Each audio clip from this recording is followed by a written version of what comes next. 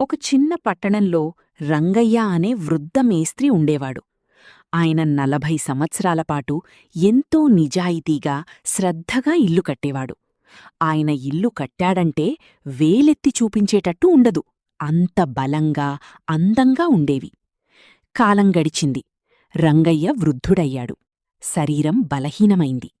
ఒకరోజు తన యజమానిని చూసి అన్నాడు, సార్, ఇక నేను రిటైర్ అవ్వాలనుకుంటున్నాను. యజమాని కొంచెం ఆలోచించి అన్నాడు, రంగయ్య, ఒక చివరి ఇల్లు కట్టి వెళ్ళిపో. రంగయ్య ఒప్పుకున్నాడు.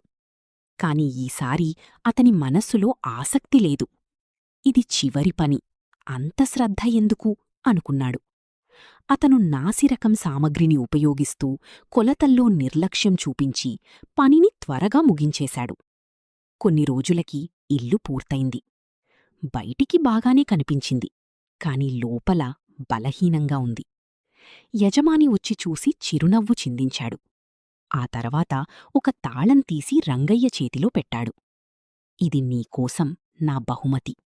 నువ్వు ఇన్ని సంవత్సరాలు చేసిన కష్టానికి గుర్తుగా ఈ ఇల్లు నీదే.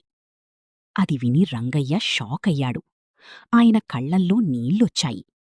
ఈ ఇల్లు నాదని ముందే తెలిసి ఉంటే నేను దీన్ని ఎంత బాగా కట్టేవాడిని అని బాధపడ్డాడు.